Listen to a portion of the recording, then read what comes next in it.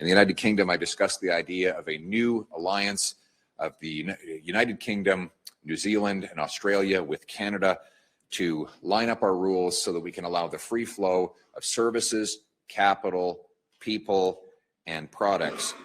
This is by eliminating red tape and other unnecessary obstacles and ensuring the free flow of affordable goods, but also allowing us to credential more doctors and nurses and improve life while we diversify our partnerships abroad. In Germany, I met with the foreign minister, the former chancellor, the trade minister, and representatives of over 100,000 German businesses who all said they want more Canadian energy. I went, for example, to Wilhelmshaven, which is the place that they built an incredible LNG plant. They permitted it in 60 days, and they completed the construction in just over 130 days for a total of 200 days. This is really an incredible achievement. The Russians invaded Ukraine in February of 2022. By May, the permits had been granted. And before Christmas, the project was completely done on December 23rd. Shipments began in January of the subsequent year. To put that into perspective, that's 200 days to go from concept to completion. Mark Carney has been Prime Minister twice that time, and he hasn't even permitted a single new pipeline. His major projects office, despite having unprecedented powers, has not permitted a project of any kind in all of the time he's been in office. Now, none of the gas that the Germans are bringing in comes from Canada. All of it comes from the United States, and that is because in the last decade, the Americans have built 8 LNG export terminals. We've built 1 that was permitted by Prime Minister Stephen Harper, and we have none on the East Coast. In other words, we can't even reach Europe with our gas, despite the fact that we have more than the Americans, that it's cheaper to liquefy here due to our cold weather, and it takes half the shipping time to go from the East Coast of Canada to Germany than it takes from the US Gulf Coast. Shorter shipping, less energy requirement, more abundant resources, and yet we're delivering 0 under this Liberal government, while the Americans are delivering 95% of German natural gas needs. That means we cannot replace any Russian gas to our European allies. Instead, the Liberals have signed a 2022 MOU to ship boatloads of hydrogen over to Germany. You all remember that MOU? We haven't shipped a single tablespoon of hydrogen, even though the delivery date was supposed to be 2025, which proves that once again, these MOUs, which get great fanfare and wonderful media coverage, are meaningless PR stunts, stagecraft, not statecraft. Speaking of theater, the Prime Minister has taken 4 different positions on the war in the Middle East in 4 days. He was for the attack.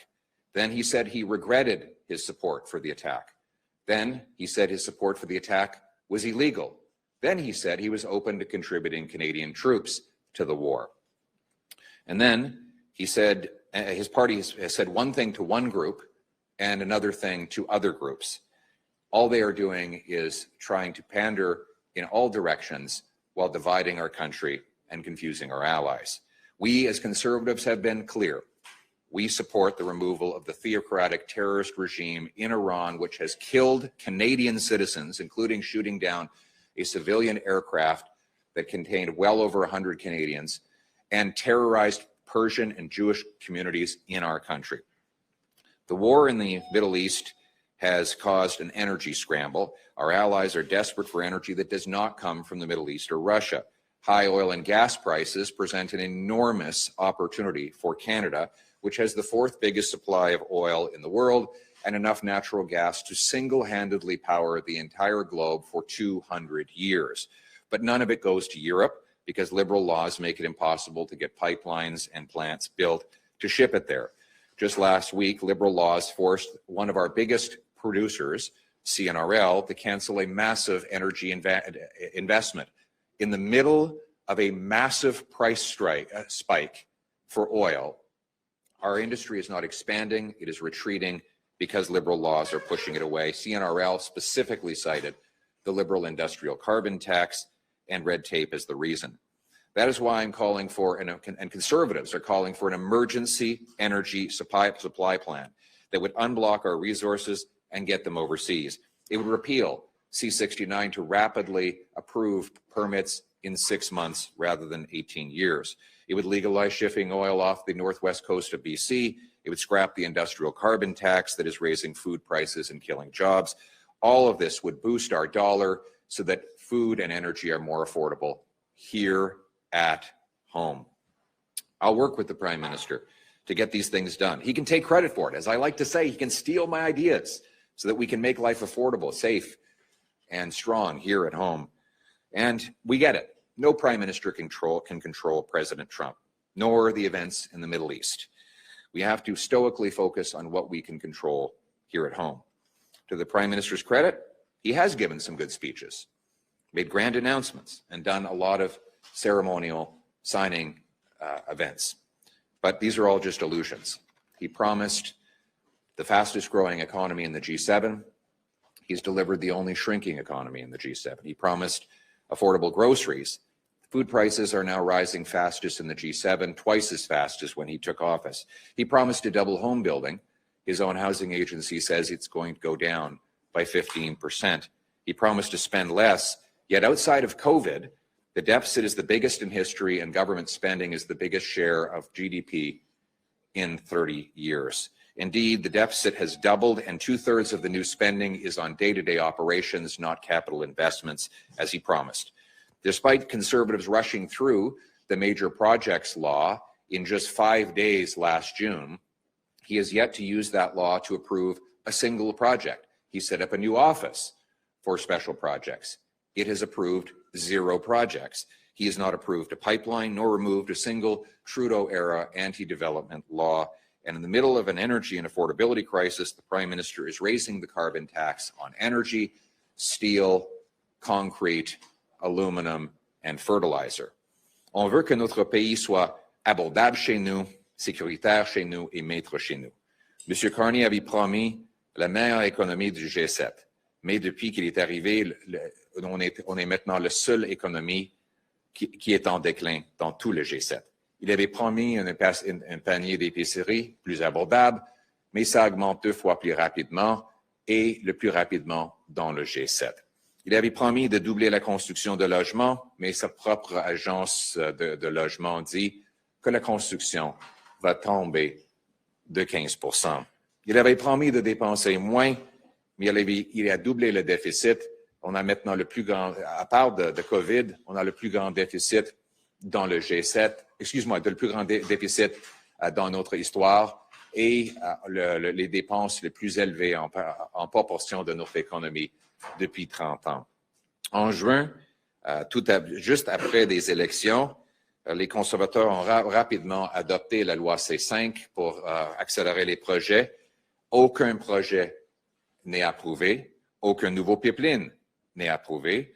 Et il n'a pas retiré une seule loi anti-développement mise en place par Justin Trudeau. Pire encore, le Premier ministre est en train d'augmenter la taxe carbone industrielle sur l'énergie, l'acier et l'équipement agricole. Canada is more expensive, dangerous, and dependent than it was a year ago when Mark Carney took office. There have always been wars in the Middle East, but those wars have never spilled onto our streets. And so we have to focus on what we can control.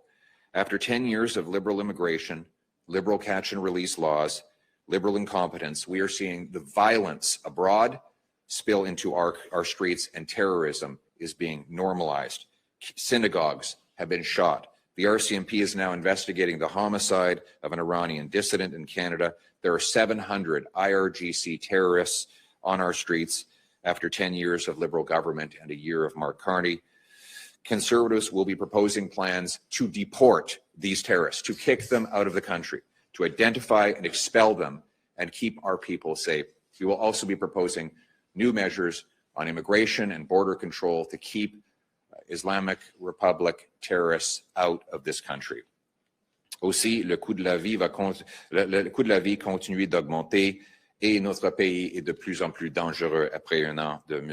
Carney. Oui, il y a toujours eu des guerres en Moyen-Orient, mais ces problèmes n'affectaient pas la vie ici au Canada avant les libéraux. Mais après 10 ans des libéraux, ils ont brisé notre système d'immigration et de justice.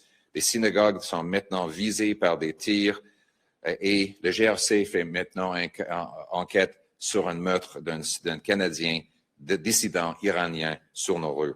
Après 10 ans des libéraux, il y a maintenant 700 terroristes du corps des gardiens de la révolution islamique ici au Canada. Les conservateurs vont proposer un plan pour les expulser et pour renforcer nos frontières et les garder dehors.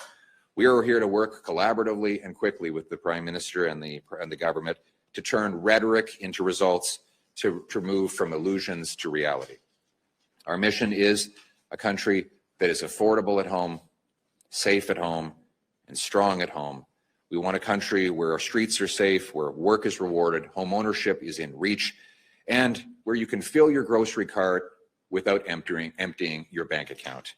We want our country to be strong at home, to be unbreakable abroad. On veut un pays qui est abordable chez nous, sécuritaire chez nous et fort chez nous. Merci beaucoup.